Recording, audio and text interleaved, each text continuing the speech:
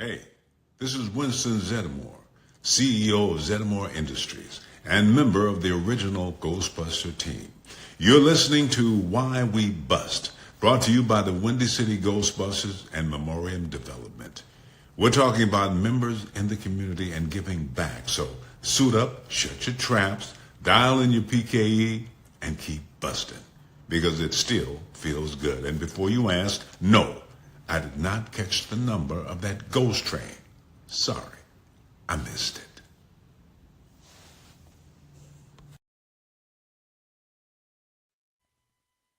Hello, everyone. The Windy City Ghostbusters are excited to present the preeminent show focused on the charitable side of ghostbusting, and we're meeting the incredible people from all over the world that dress like khaki-covered exterminators, lugging around a 30-pound light-up backpack, all in the name of putting smiles on faces and helping people. You know, we'll find out what makes them tick and hear their take on why we bust. I am your host, Patrick Calvert. Joining me is my co-host, Matt Goldenboat. There we go. I probably should have told you that I was going to throw it to you there. That's all right, Matt. And as always, our central nervous system of the show, ensuring we're broadcasting loud and clear on Twitch, Facebook, YouTube, all the major podcast apps like Apple, Spotify, and Stitcher. It is James Norman. James, how are you? Excellent. How are you guys? Doing well. I have been gone for a little while. And no surprise to anyone who listens to the show regularly. So this is the first time we've broadcast where the sun is still shining in the windows of my room. So I couldn't get the nice dark look that I prefer here. So you don't see my Disney posters behind me. But so no, I'm excited to be back for a little while anyhow today. And we've got an exciting show all set for everybody today. And Matt, would you like to introduce our main guest of the day? Yes. So today, all the way from Ghostbusters, Denmark, we have got Rico Kristensen. How you doing tonight, man? Or at 2 a.m. for you this morning. Yeah. There's no worries. I took the day off tomorrow. So great. So nice to explain my boss, like, oh, I'm going on this Ghostbusters thing, so I can't go in tomorrow. But yeah, I'm doing fine. Right. We're going international again here. But also on the show today, we have Will Deutschendorf, who is having a little bit of trouble linking up to us right now. So he could appear at any moment, and we're going to want to talk to him. But you know Will most from being one of the stars of Ghostbusters 2, so as Baby Oscar. But he has a great fundraiser that he is putting on right now. We want to be able to shed a little bit extra light on that and hear what Will's up to. So we're hopefully going to hear from Will as well. So Rico and Will, this is quite the full show that we have here. But while we're waiting for Will, Matt, why don't you kick it off with Rico and bear with us, Rico, if we do have to interrupt at some point, because I know when Will gets here, he's got a very kind of a short window that we want to make sure that we get him to work with here today. Totally fine. Yes, Will may manifest at any moment. So Stay tuned. So Rico. All right. So Rico, I want to now you said you've watched the show a couple times. I'm actually going to flip the script a little bit because I usually do have stuff that I do here, but I want to first hear a little bit about Ghostbusters Denmark. What charitable causes do you guys support? So we are a fairly new franchise in Denmark. We support the Animal Protection Agency. And then I personally, before joining, has been doing something for cancer research. So as we're fairly new, we still need to branch out a bit and figure out what we want to do with it. Well, that's great because at the conception of a group, you're really in kind of the planning stages. So that's great. You can go that way, you can go that way. But if you for viewers of the show, if you know, we are animal lovers here. I have a whole mess of animals. I know James has got some cats over there who sometimes invade our stream. Sometimes. So no, that's great. I think it's a great cause to give back to. And for those that are watching, keep a watch out here. We will be having a little something special coming up here in the future. Patrick, is that something we want to touch on now? Something to watch out for about charities? Related to Windy City? Yes. If I'm reading between the lines, why don't we talk about that towards the end of the show? Beautiful. But Rico, you mentioned that the group is just starting out. How long has the group been together, and kind of how did it form? So Ghostbusters Denmark sort of formed when a few cosplayers in Denmark wanted to cosplay as Ghostbusters. So they did that, and then one day, one of these cosplayers made I'm not sure what do you guys call them, but like an Ecto 1, but not like a Cadillac or a Meteor, just taking any car. Yeah, and suddenly that got a lot of attention. Yeah, their own Ecto. And suddenly it appears on television, and I'm like, oh, that's cool. And so a lot of people thought, and then suddenly a group of like-minded cosplayers and people got together, and we started making this group. So it didn't start out as a charity group thing, but more like, oh, it'd be funny to like appear at birthdays and doing all this stuff. And then sort of it started to form up in like, oh, what is it that these franchises do in the States, for instance, like you guys? And we're like, oh, that's really cool. We should do something like that. But we're still very new, so we are looking like, oh, okay, so they are, popping up at cons, having booths, and all this stuff. And we thought, like, yeah, let's do something like that.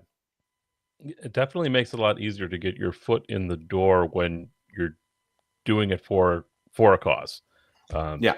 And I'm sure you've been seeing that. So how long exactly has your group been appearing? So it started forming around in the pandemic.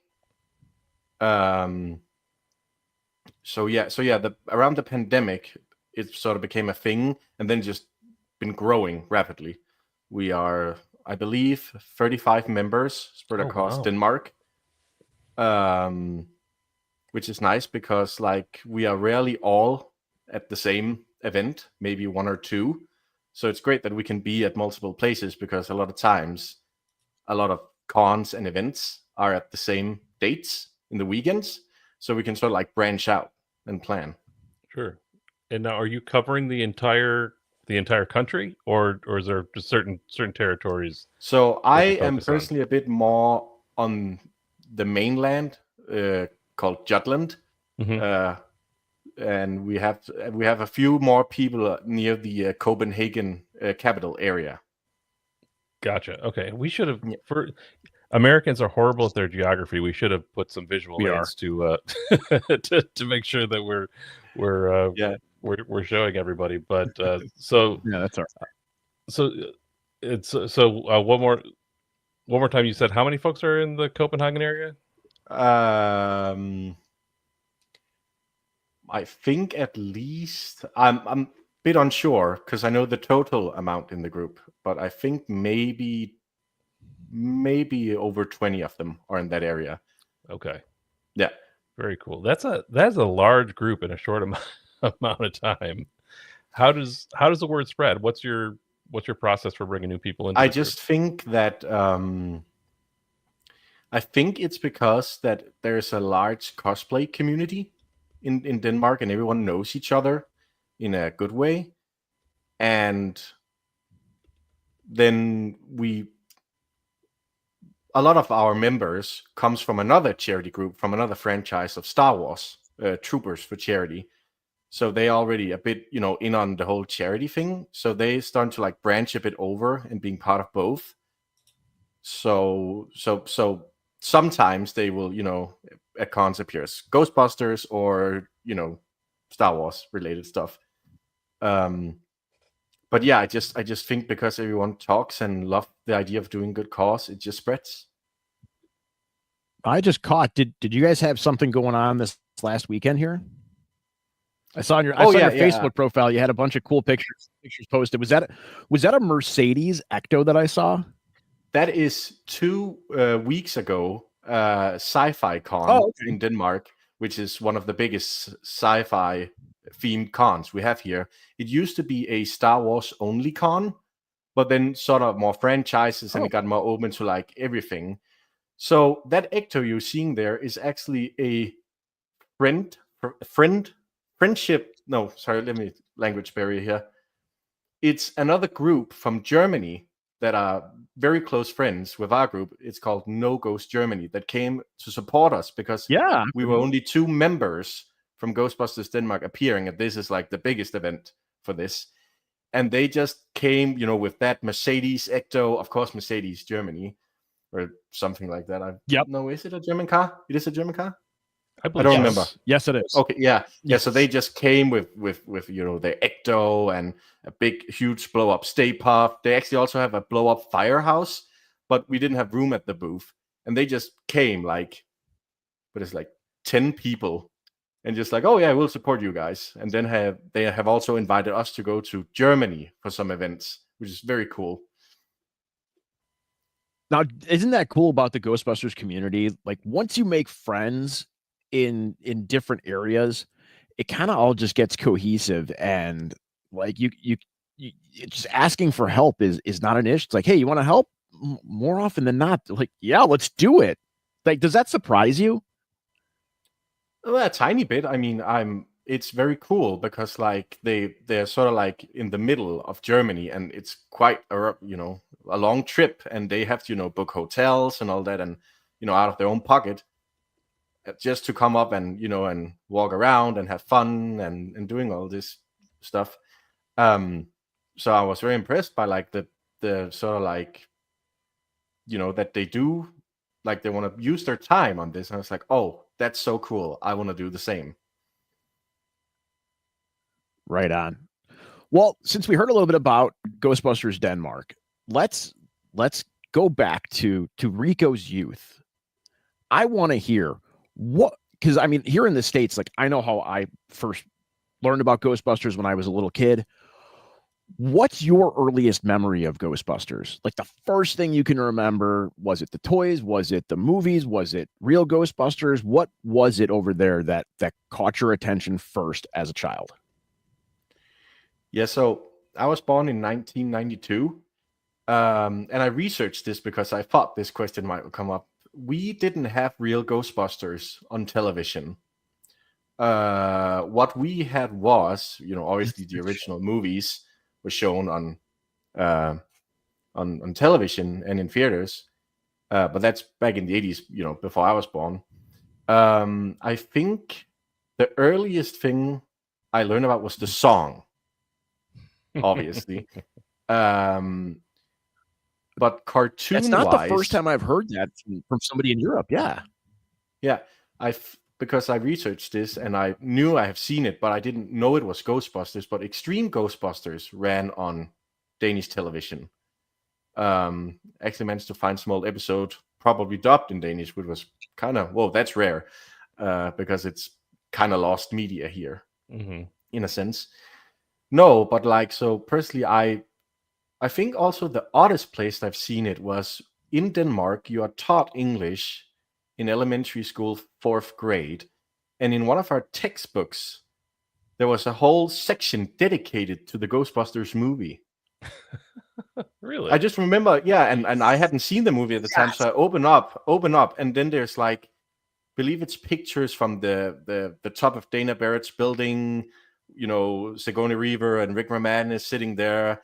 And there's just like, and I remember the teacher being like, oh, and there's the song. And then she like puts up a cassette tape and it's the song. And we were kids just sitting there like, yes, okay.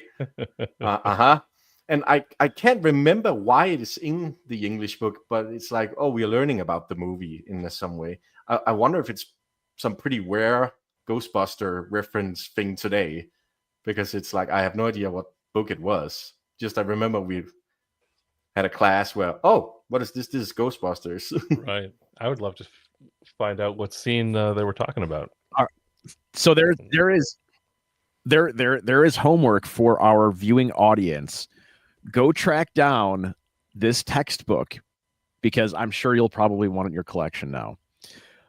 So you learned about it at an early age. What has become your favorite form of Ghostbusters media? Is it the original movies? Is it what you've caught now? A real Ghostbusters, Extreme Ghostbusters, comics? What's your favorite part of Ghostbusters media that you enjoy? Oh, that's a tough question. I obviously very much like the original. Oh, sorry.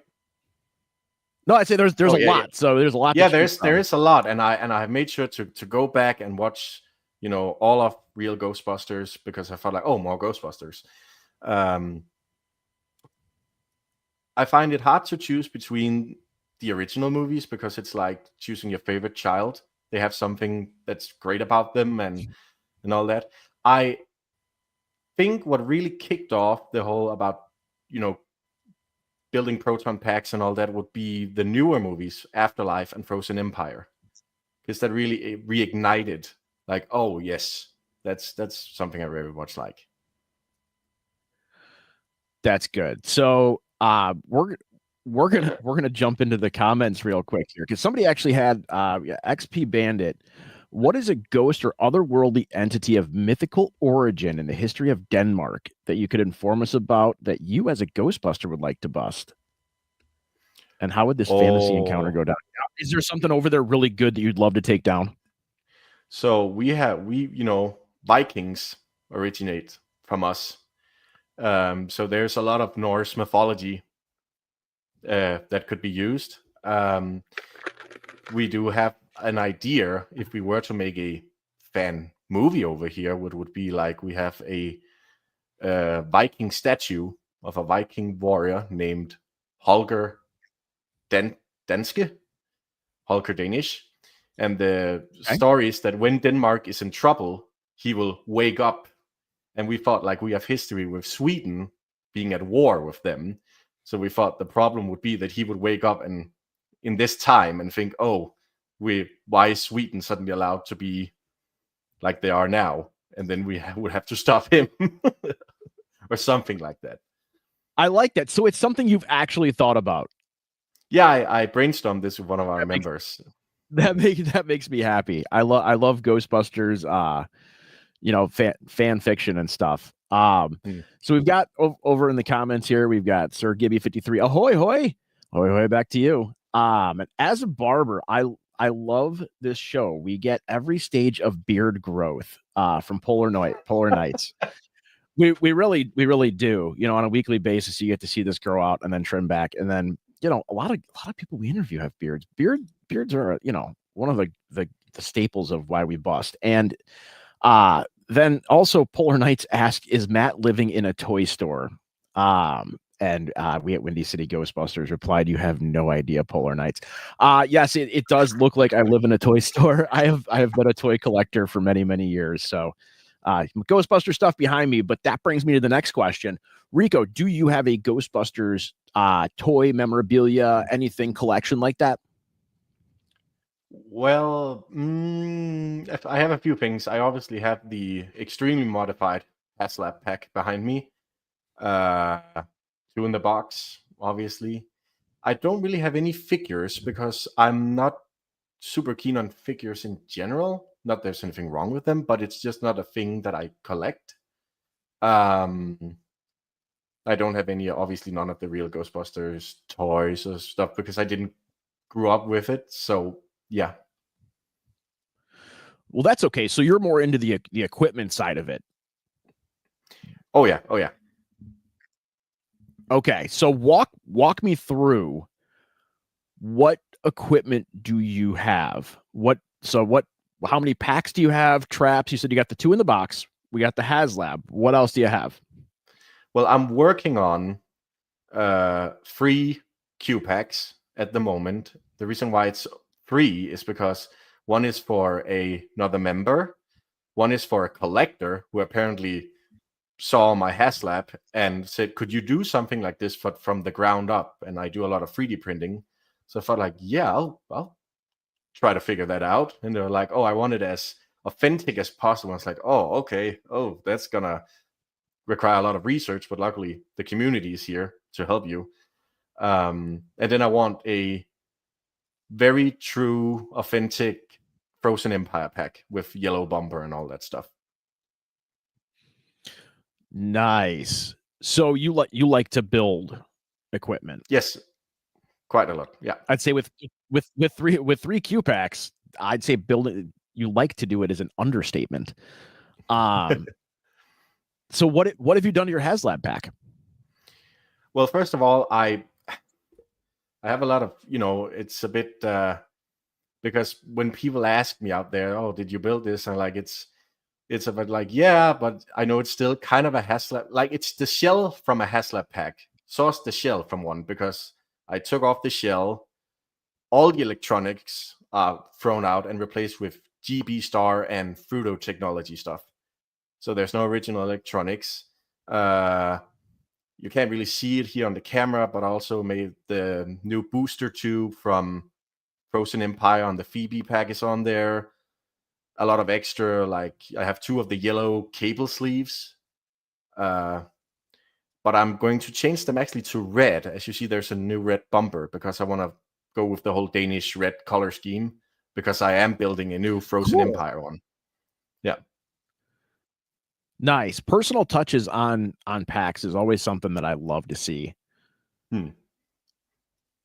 So, actually, over here, we'll go jump back to the comments, folks. We've got a hydrate from Jet Girl. So, Rico, you got something to drink? Yep. All right, little hydrate. All right. So, we move on. So, what is the next piece of equipment past the Q packs? What's something that you want to make? Oh, RTV and drone trap. Okay, so the drone trap. Let's start with that. Functioning or static. So, like maybe a prototype that would be like standing on some kind of like see-through acrylic foot, so it sort of looks like at the booth in a certain angle that it's flying. Maybe real function. I don't know yet. I need to speak with a guy who builds drones and see like, hey, make this do as it does in the movies. Is it possible? Well, I know there is, but like we figuring it out how to do it is going to be a challenge. I gotcha. Okay, so in a perfect world, if you could have a functioning drone trap, you absolutely would. Oh yes. Nice. Now the RTV is a little bit more realistic, where you can take a RC car and mount the trap to it. So is that something that you would bring to events, you think? We already have our own version of it. I didn't make it. Oh, nice. Which is like it is more like take like a standard RC car, put the trap onto it. I would like to build one that is, looks like the one Ben Eady created, like a really authentic one. Nice. I do have a friend who sometimes helps with this. He thought about, because he does, it's not electric RC cars. He does with like real motors and gasoline. And he said, let's make one of those. It's like, I'm going to have it indoors. Well, thought like, he's like, oh, it'll look cool racing around the track, doing wheelies. All that stuff. Like, yeah, it will be cool. But I'm not gonna lie, that would be pretty cool to have a gas powered RTV trap and just be able to rip it around at an event. Maybe get some jumps for it, for the kids. Yeah, obviously for the kids, or us, or adults, yeah, for the kids. Yeah. So what, or adults. So Rico, what was it like for you when you first started doing this? When you first put on the flight suit, what was some of the thoughts that went through your head when you first put it on? Like, did you look in the mirror and go, oh yeah, this is awesome?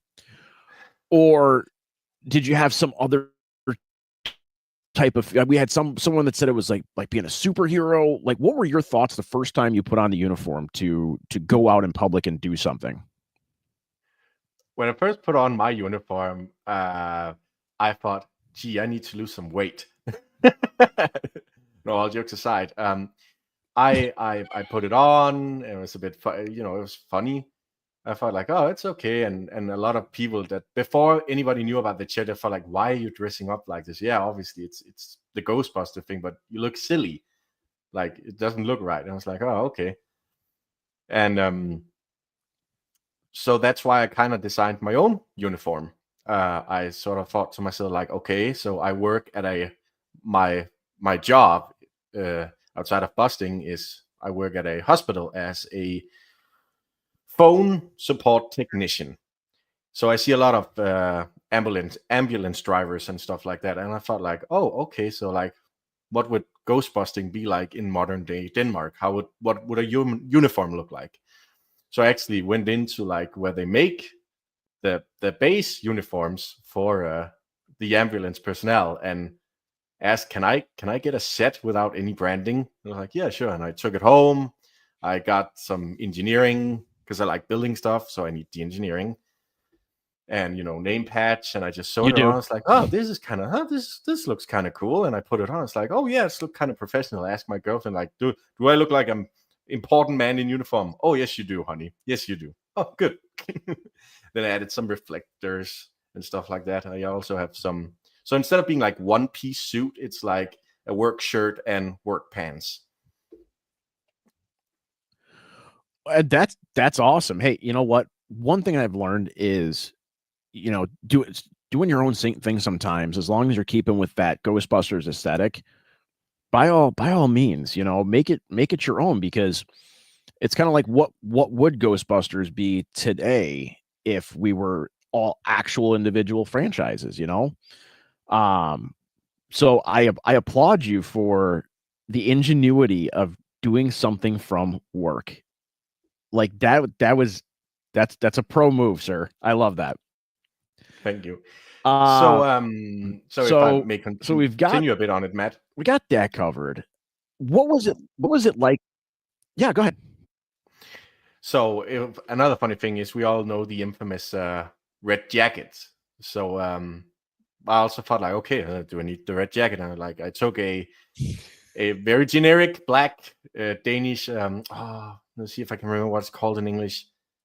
Fleece jacket. It's made of like plastic, and it's very comfy. It's laying on the bed behind me, but it's like a big jacket, but not like polyester. It's something else.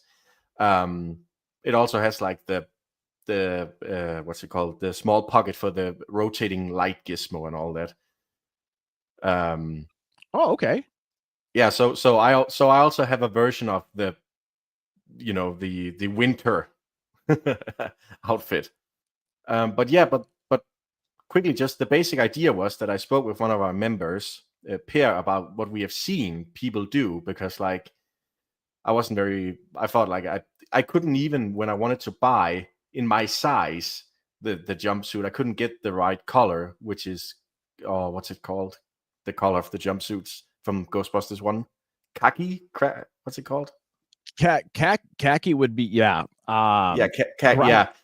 Yeah. So I could only get a black one. I felt like, oh, cool, Ghostbusters 2, no problem. And then it's like, oh, okay, well, since I can't get, like, I would stick out between all the other members because they are rocking the original jumpsuit. It's like, oh, I'm gonna make this on my own. So I, did all this. And we had a talk about, like, we don't know which franchise it's from, of the American-based, or if it even is American-based. But we saw a Ghostbusters outfit where someone took on riot gear, like full-on riot gear, logo, patches, and everything. And we felt like, okay, so as long as the logo and the patches are there, it should work. And I did this with this, and I felt, yeah, it works. That's a solid argument, because I'll tell you what, there could be situations where you got to go in full riot gear, ready to go bust some ghosts. Yeah. SWAT Ecto all the way. Yeah. It was definitely put to the test, because last weekend I was at a huge event in Denmark, one of the biggest gaming events, and I went in this as the only ghost. I was alone there as the only Ghostbuster, and everyone knew what I was. like there was no, it's like, what are you supposed to be? I was like, oh, Ghostbusters, there's a Ghostbuster. And that was very cool. And that was just like walking around just with the suit on.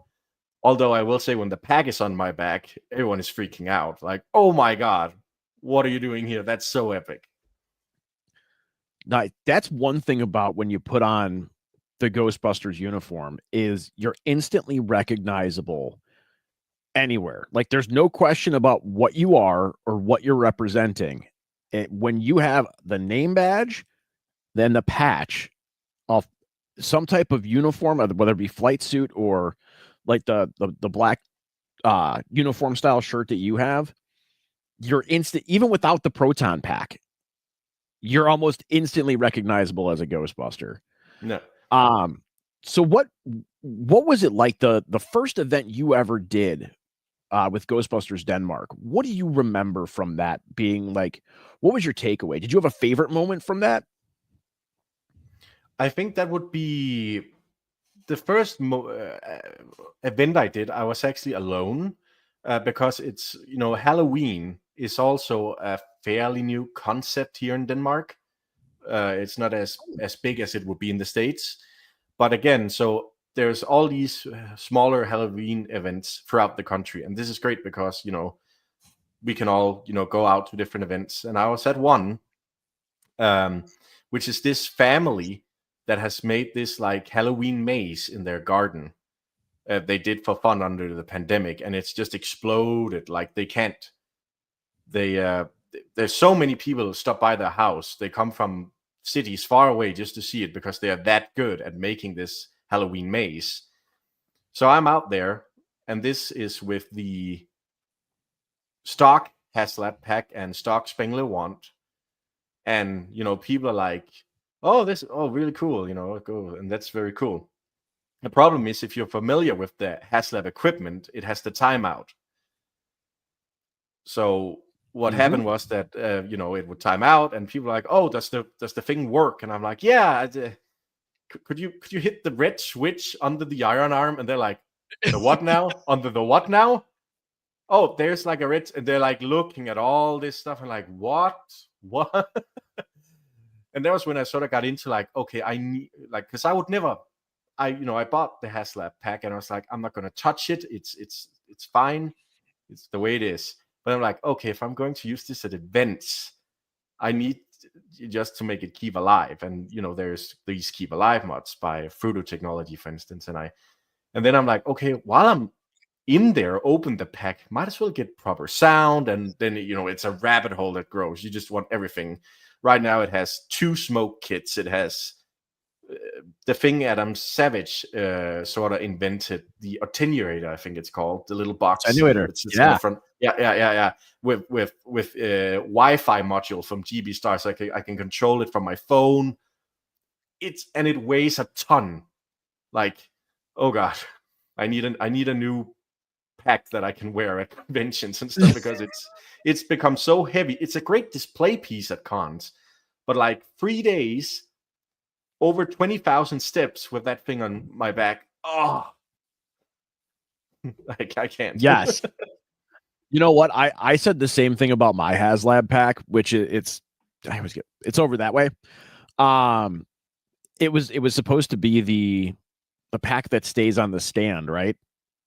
But there was an event that called for a full size pack and it to look as accurate as possible. So I threw it on, and I'll tell you what, I will wear this 80% Spirit Halloween pack that I have fully modified any day over that HasLab, because once you start putting stuff into that HasLab, I can imagine that it gets I've actually felt some that are ridiculously heavy.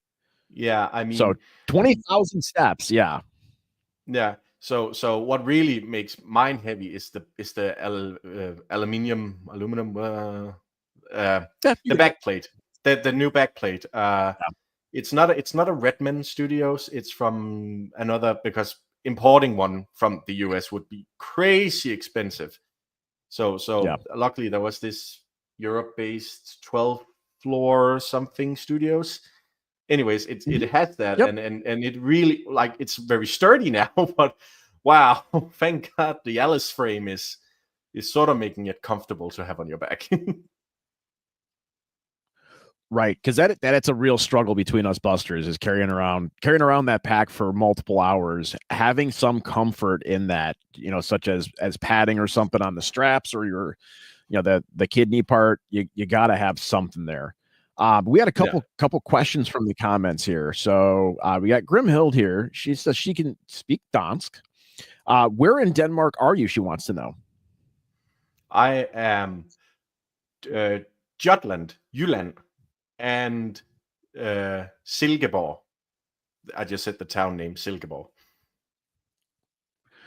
Well, there you go, Grimhild. There is your answer.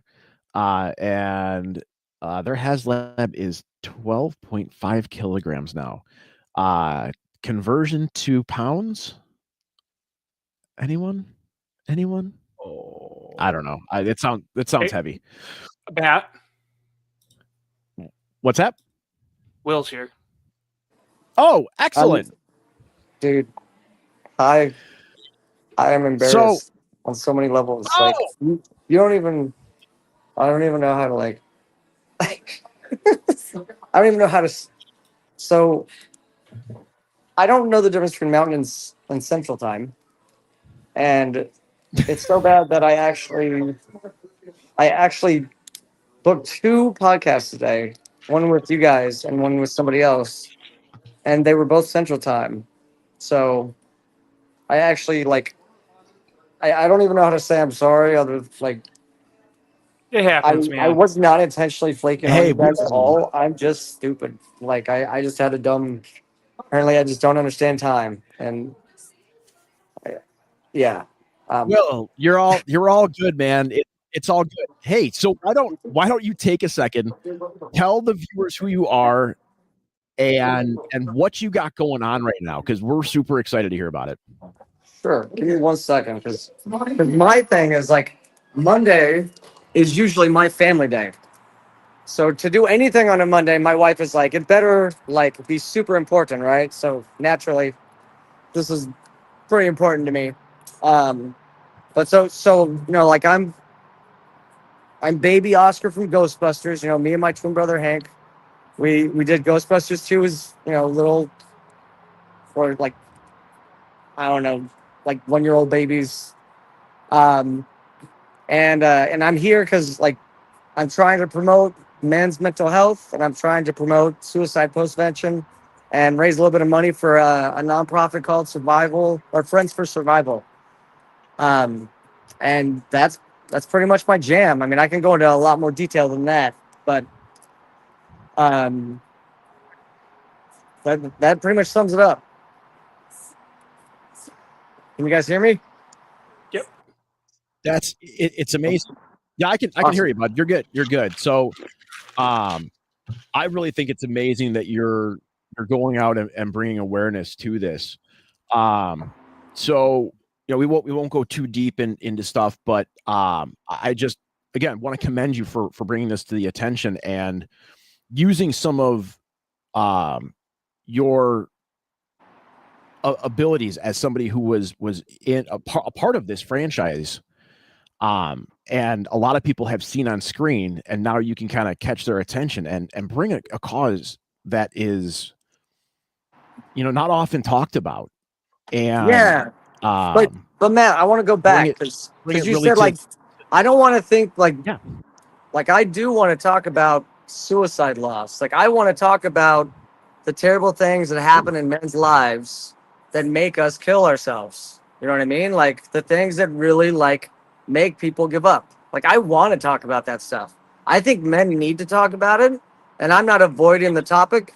I want to make sure like, hey, look, like if one of you guys experienced a loss, like I want to know about it like now. Like if you have something going on like that's been really terrible to you, like I want to know about it. Like I feel like that's what men really need to do, and start realizing like sitting down and talking about life doesn't make you weak. Being able to like have the full spectrum of the yin and the yang, and like being a tough alpha male who can like wake up at 4 and CrossFit and do all that crap, but like still have emotions, is like the epitome of manhood to me. Like, you should be able to do both. You should be a badass and be able to like defend yourself and your wife and your kids, but you should like also be able to have a conversation with your kid if they have something terrible happen to them, so that they understand how to grieve and like how life is more complex and it's not just go, go, go until you have a heart attack and die. Like, you have to experience the full spectrum of life, which is sometimes being incredibly sad. If that makes sense. Dude, you know what? I'm going to go out on a limb real quick. That makes a lot of sense to me. You know, as somebody who has struggled personally with certain things in my life, they're, you know, men talking about what's actually wrong with them and being able to open up about their feelings and come to grips with it, come to terms with it. And I mean, just to be able to take down that wall and be able to say, hey, look, I have a problem. Exactly. I think society really puts pressure on us to not do that. So to have a voice out there to tell us like, hey, it's okay. And the phrase that I often use is, it's okay to not be okay. Right. And like that's like not even a thing that people realize, is like having self-compassion. So it's like, I'm going to go to work today, probably going to do not the best job, you know, like it's it's not going to be an A day for me, you know, like some people are like, that's unacceptable, and they just keep on burning the candle at both ends. And then eventually it's like all that stress and anxiety just makes them snap. Like, people don't realize anxiety causes suicidal ideation. And I firmly believe that it's the only mental illness that's contagious. So if you're around people who are afraid all the time or have a lot of fear, or parents who had a fear parenting style, and you have a lot of anxiety and you don't learn to deal with that shit, like I had a lot of anxiety before I died, like that will definitely mess you up and cause you serious problems. Like, you cannot have like extreme fear of terrible things happening nonstop, where you're constantly in your sympathetic nervous system fight or flight mode, and not have that end badly. You need that homeostasis, you know? Yep. I agree with you. I mean, honestly, it's a breath of fresh air to hear somebody that is willing to go out on a limb and talk about this stuff, dude. It's, you know, we appreciate you coming on here and just being raw with us, because like I say, oftentimes a lot of people aren't. And again, society, we stuff it. We just keep going and going and going and going and going. And next thing you know, I do too. Like, I'm just as bad. I'm like doing all this. Like, come on, I double booked podcasts. Like, how busy do you have to be? Like, I come on. But like you said, like you need to be able to like actually find time to deal with that stuff and connect with other people who can help you find meaning in life circumstances and loss, you know. And it's hard. I can definitely agree, man. Dude, thank you for making the time today to jump on with us. I know you said it's family day for you, and I saw some burger signs. I feel bad. It's kind of making me feel bad. hungry. Yeah. No, like me and my wife and I used to eat at Red Robin, and like that is now our place. I feel like I should be buying stock in Red Robin and Disneyland, because those are the two places I feel like I'm at every single week. Is those two spots. Oh. So, I mean, yeah. Man. But you know, same deal, right? Like, I'd love to stick around and chat, and I definitely want to jump on and be on time, because I feel terrible about being late and all that. But like I know, like my wife, like I gotta spend time with her. Like she has her own things that she, you know, needs to work through, and leaving her alone with my mom and dad with her in-laws and 3 kids is like not a healthy person. It's not a healthy thing to do.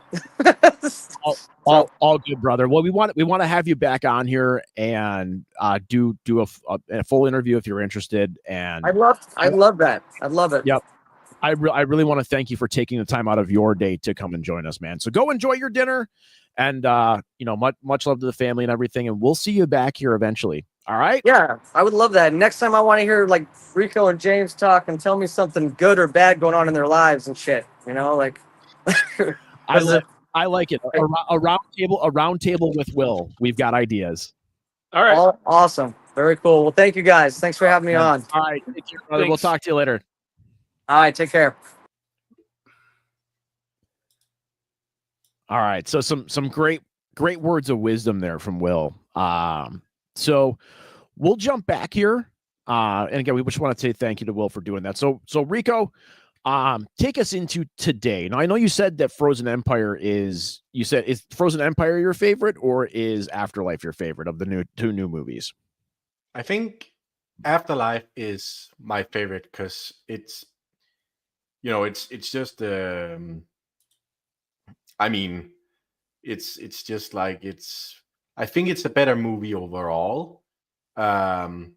Maybe because the way it treats like sort of the nostalgia things about the mystery of discovering the Ghostbusters technology. I really like that part of it. Also, I really like the really weathered look everything has. They did with it, and also I think it was the first movie where I've actually like ended up shocked crying. I don't know how to explain it. Like when I got into that movie, I was like, oh, it's Ghostbusters movie. I'm not gonna sit being touched or cry. We all know the scene with the Egon ghost, and it was like could hardly breathe for like a minute because it just hit me so hard. And I was with a lot of my dude friends, so it's like I'm just sitting there like trying to give out. I just couldn't hold it back. No, I think it's Afterlife's a really great passing of the torch movie, and I also really do enjoy Frozen Empire. I was a bit disappointed first, but I think the reason why I was disappointed is because I will kind of blame the marketing and the trailers for that, because if you compare the trailers, for instance, to Afterlife, they never show the final showdown between Gozer and Phoebe, but they in these trailers were like very keen to showing the final scene in the firehouse, and they kept having taglines like all ghosts they have ever caught will escape. Like they built this huge plot up, and I was like, oh, okay, so the whole thing about Garaka being in the firehouse is probably like he's gonna let everything out, and then you will have the Ecto drive in the frozen New York, as you see on the posters. The Hell's Kitchen sewer dragon looks way bigger. Like I thought, like, oh, it's gonna be like the new Stay Puft. It's gonna be like, because we've seen it in the trailers being like still big, but not big. So I thought like, oh, the bad guy's gonna make it huge or something. It's gonna be like the big baddie and all this action. I thought like, oh, I'm going to see this, and combined with like red parkas and they standing on rooftop and Paul Rudd laughing and all that. So that's like, oh, okay, it's a bit different. And I sort of, as time went on, rewatching it on 4K Blu-ray, I was like, oh, okay, I actually do enjoy it more now than my expectations are more like in line. And I think that's what hurt the movie with fans is that they, for some reason, built this, made it too huge in the trailers than what it actually is. If that makes sense. No, it makes total sense. I went in with an open mind, and I mean, I was at the premiere in New York, and I saw it, and I walked out of the theater, and people were asking for my reaction that hadn't seen it, on the street. Oh, you just saw it? So I was like, it was good.